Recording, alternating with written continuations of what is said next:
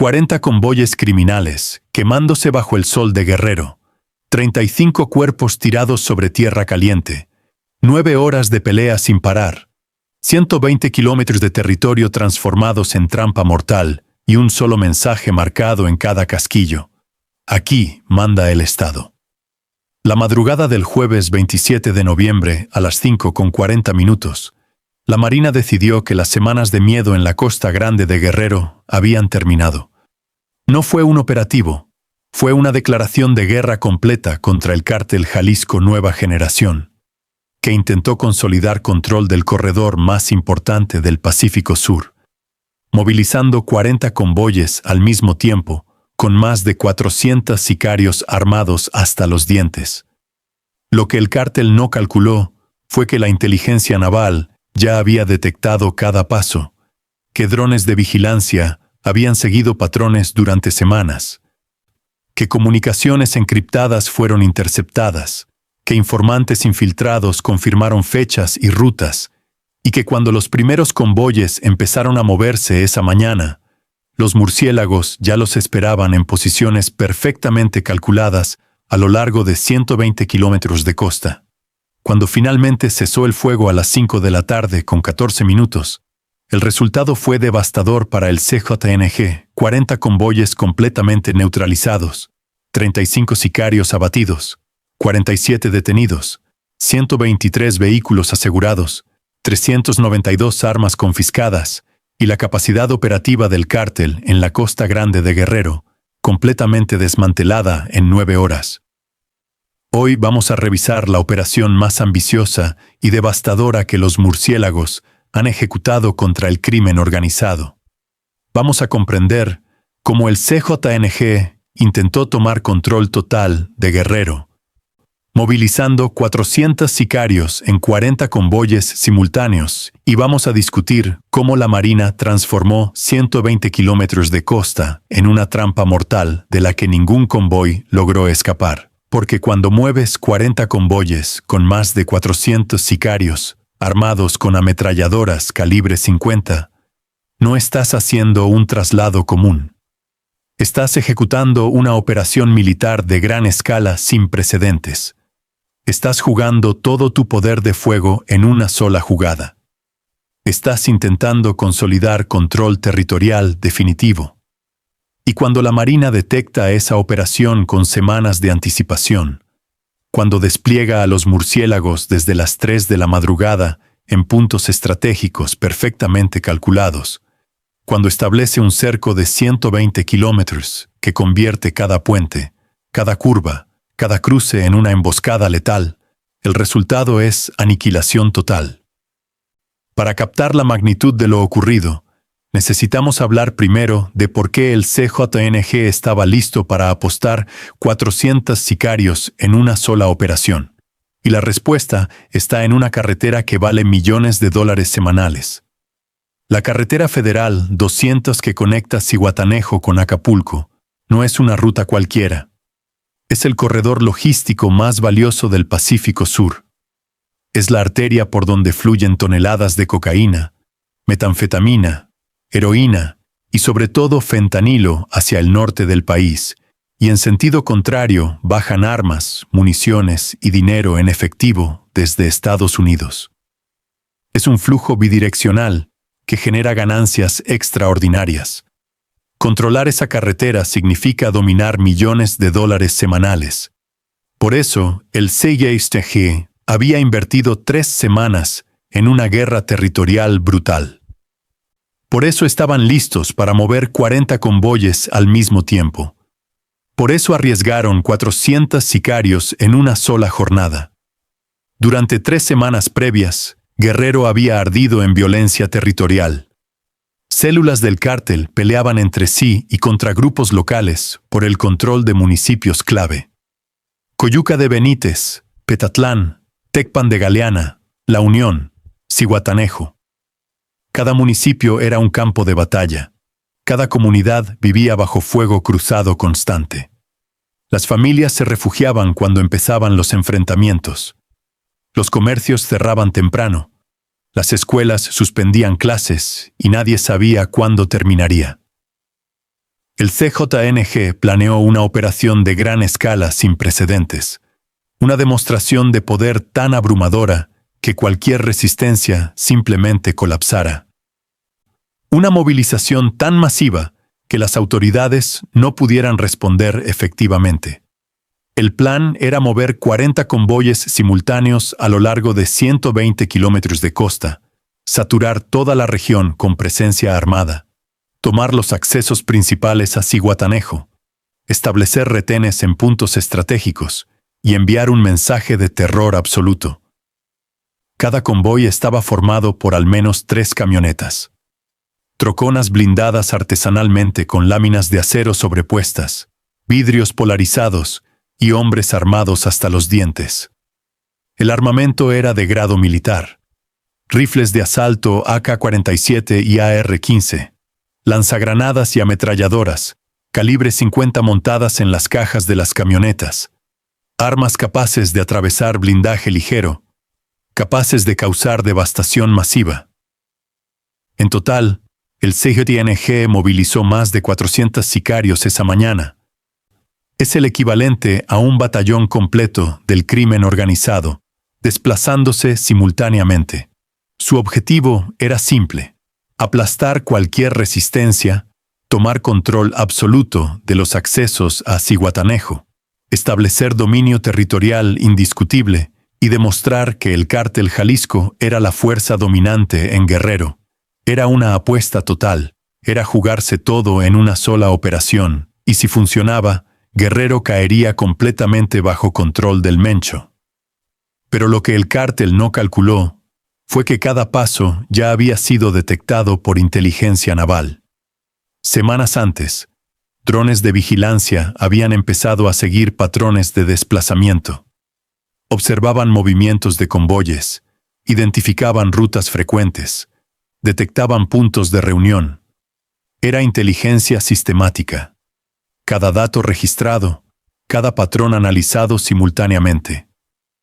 Unidades especializadas interceptaban comunicaciones encriptadas. Los sicarios creían que sus radios codificados eran seguros, pero las comunicaciones estaban siendo monitoreadas, cada orden capturada, cada plan revelado. Y lo más devastador, informantes infiltrados confirmaban fechas y rutas. Confirmaban que el 27 de noviembre sería el día de la operación masiva. Confirmaban las rutas exactas. Confirmaban los puntos de partida y los destinos. Para cuando amaneció el jueves 27, la Marina sabía exactamente qué iba a intentar el CJNG. Conocían la magnitud, conocían las rutas, conocían los horarios y habían diseñado una respuesta devastadora. La estrategia naval era impecable. No se trataba solo de interceptar vehículos, se trataba de desmantelar una operación completa. Los comandantes sabían que si dejaban escapar, aunque fuera un solo convoy, el cártel podría reagruparse. Por eso la orden fue clara: neutralización total, sin excepciones. Todos los convoyes debían ser detenidos. Todos los sicarios neutralizados o capturados. No podía haber fugas. Los murciélagos habían estudiado el terreno durante días. Conocían cada curva peligrosa, cada puente angosto, cada punto ciego donde podían establecer emboscadas efectivas. Habían trazado mapas detallados con todas las rutas de escape y habían bloqueado cada una. A las 3 de la madrugada del 27 de noviembre, cuando la bruma costera aún cubría los caminos, los murciélagos comenzaron su despliegue. Se movieron en silencio absoluto, sin luces, sin comunicaciones que pudieran ser interceptadas. Ocuparon posiciones en puntos estratégicos a lo largo de más de 120 kilómetros. Francotiradores se posicionaron en elevaciones con líneas de visión perfectas. Unidades de asalto se ocultaron en puntos de embudo. Helicópteros artillados se prepararon en bases cercanas y drones comenzaron a sobrevolar antes del amanecer. Para las 5 de la mañana, el cerco estaba completo. 120 kilómetros bajo control absoluto, cada acceso bloqueado, cada ruta de escape vigilada, y los sicarios del CJNG no tenían idea de que estaban a punto de entrar en la trampa más letal jamás diseñada. A las 5:40, la bruma costera aún cubría los caminos. El aire olía a sal mezclada con humedad de selva, y el primer convoy criminal cruzó un retén improvisado en la carretera federal 200. No dispararon, aceleraron intentando romper el bloqueo. Error fatal. A las 5:52, el primer contacto fue confirmado. Un convoy de 5 troconas apareció acercándose a El Cayaco. Los elementos se mantuvieron ocultos. Dejaron pasar las 2 primeras camionetas. Esperaron a que el convoy completo entrara en la zona de emboscada. Y entonces se activó el código rojo. Se calentó El Cayaco. La primera ráfaga cortó el aire como un relámpago seco. El estruendo hizo que los perros comenzaran a aullar. Las aves levantaron vuelo en masa y en segundos, el fuego cruzado convirtió la carretera en un infierno. Los sicarios respondieron de inmediato. Descendieron disparando en todas direcciones. Algunos buscaron cobertura detrás de los vehículos. Otros intentaron flanquear por el monte. Pero los murciélagos operan con coordinación milimétrica. Desde posiciones elevadas, francotiradores neutralizaron objetivos prioritarios. Los conductores fueron los primeros en caer. Sin movilidad, las camionetas se convirtieron en trampas metálicas. A las 6:04, el primer convoy estaba neutralizado. 5 vehículos inutilizados, 9 sicarios abatidos, 4 detenidos. Pero no hubo tiempo para contabilizar, porque en ese instante 6 convoyes más fueron detectados avanzando por rutas paralelas. La orden fue clara: cerrar todas las salidas. Nadie entra, nadie sale. A las 6:30, el segundo convoy cayó en Coyuca de Benítez. 4 troconas intentaron romper un bloqueo a toda velocidad. El impacto de las primeras ráfagas fue devastador. Una camioneta perdió el control y volcó. Los ocupantes intentaron salir, pero fueron recibidos con fuego preciso. 13 sicarios murieron en menos de 2 minutos. Ninguno logró escapar. El estruendo despertó a toda la comunidad. Familias enteras se refugiaron en los cuartos más alejados. Una madre de 3 hijos relató que abrazó a sus niños debajo de la cama mientras rezaba. El sonido de las balas rebotando era ensordecedor. Mientras tanto, en La Unión, un tercer convoy intentó una maniobra desesperada. Abandonaron las camionetas y se internaron en la selva buscando refugio.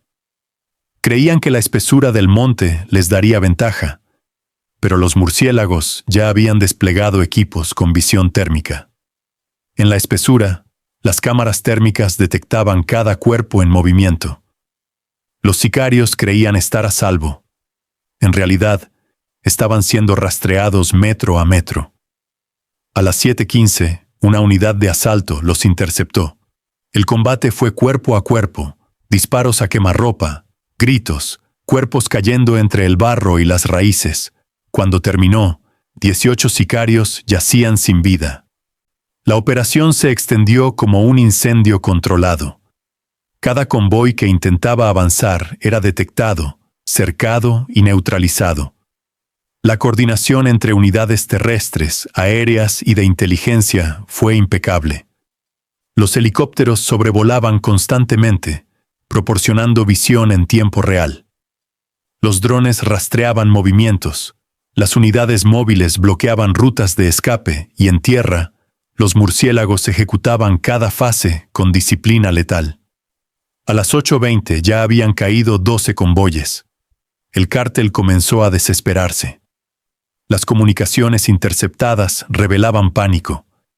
Se escuchaban gritos en las frecuencias, órdenes contradictorias, llamados de auxilio que nadie podía responder porque ya era tarde.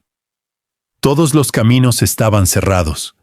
Guerrero se había convertido en una ratonera de 120 kilómetros y no había forma de salir. En Papanoa, un convoy de 6 camionetas intentó esconderse en un rancho abandonado. Bajaron y se dispersaron entre las estructuras intentando establecer posiciones defensivas. Pero un dron térmico los localizó en minutos. A las 9:40, una unidad de asalto rodeó el perímetro. Los sicarios abrieron fuego apenas vieron acercarse a los elementos. La respuesta fue abrumadora. Granadas de fragmentación volaron a través de las ventanas. El fuego de supresión convirtió las paredes en polvo.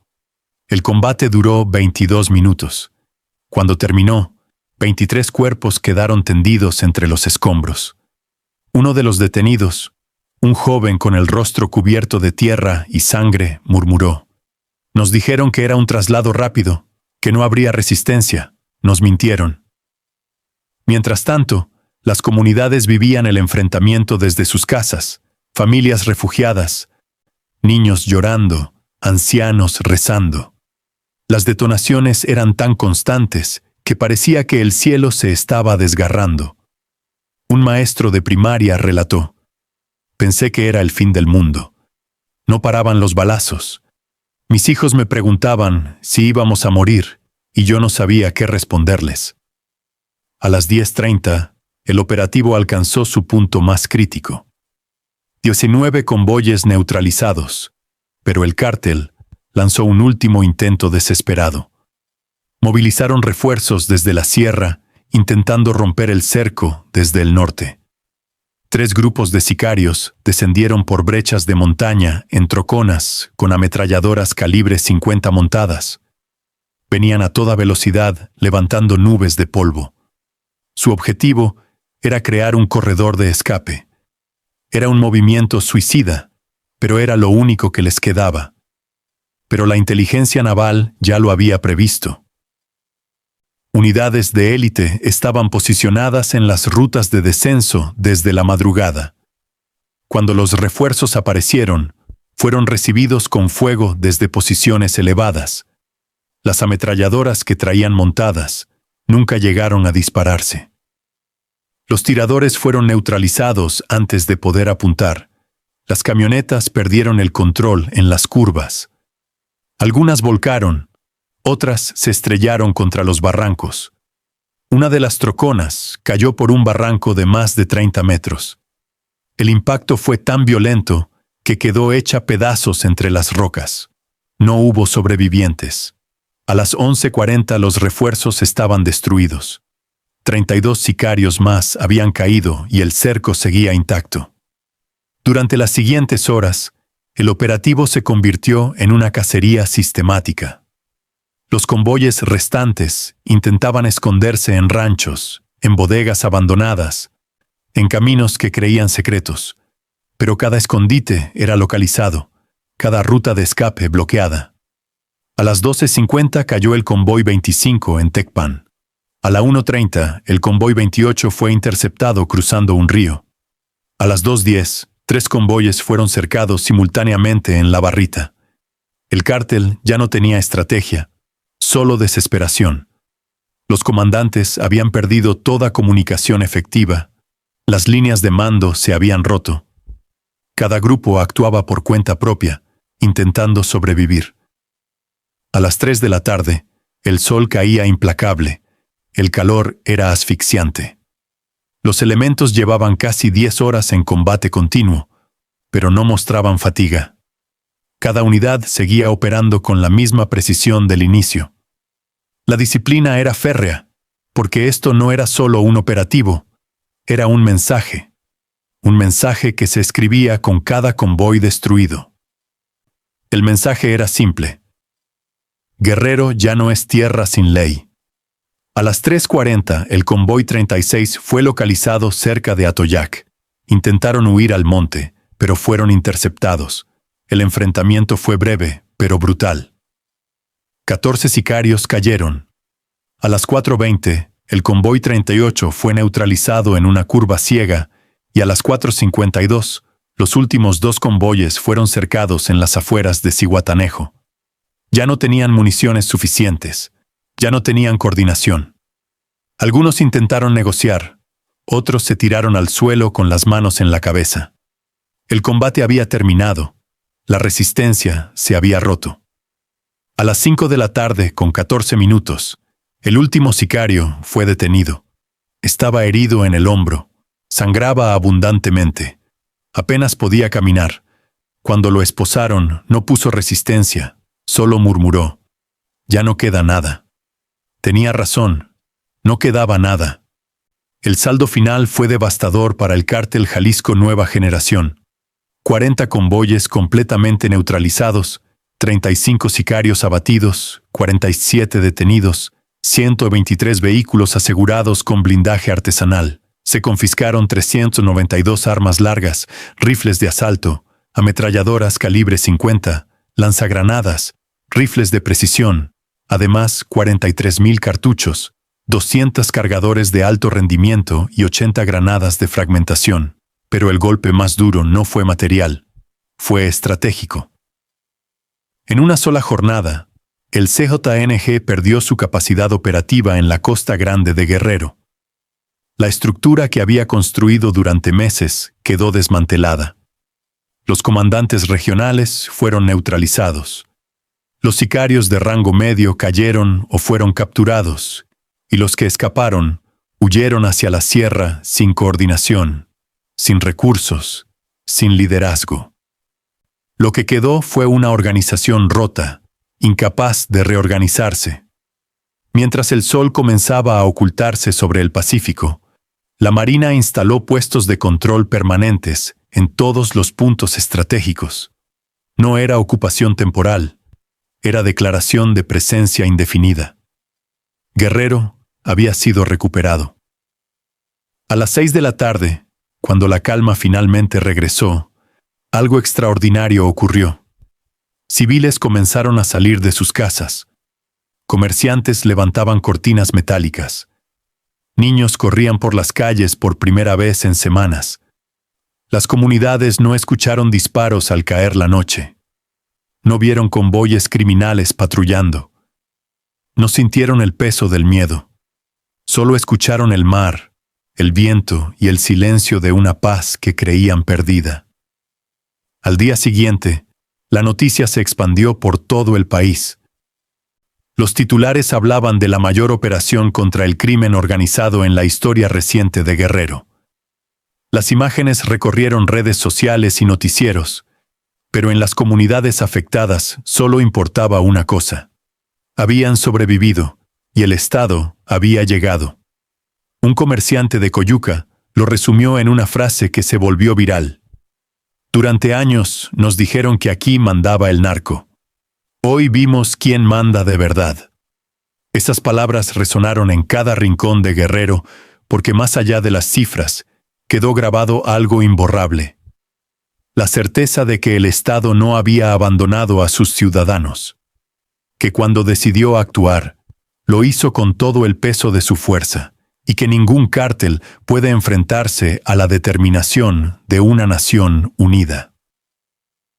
La operación del 27 de noviembre marca un precedente fundamental, porque el CJNG no movilizó 40 convoyes y 400 sicarios por casualidad.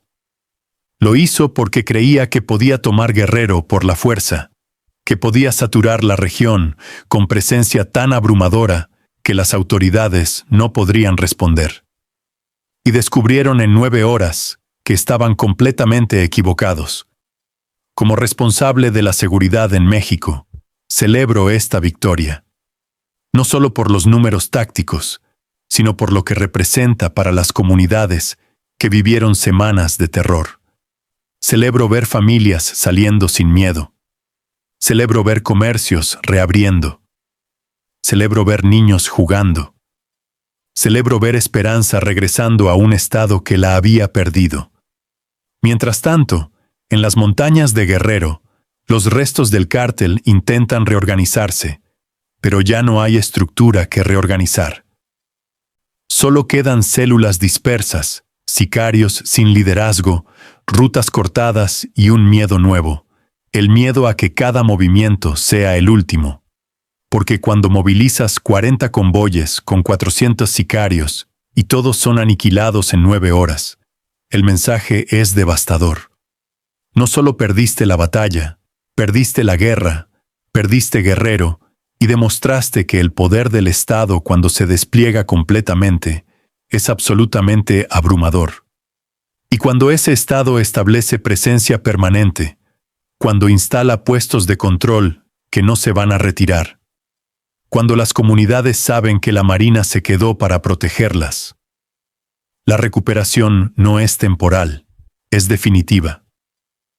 El 27 de noviembre quedó grabado en la historia de Guerrero, no solo como el día de la mayor operación contra el crimen organizado, sino como el día en que el Estado mexicano recuperó Guerrero y no lo volverá a soltar.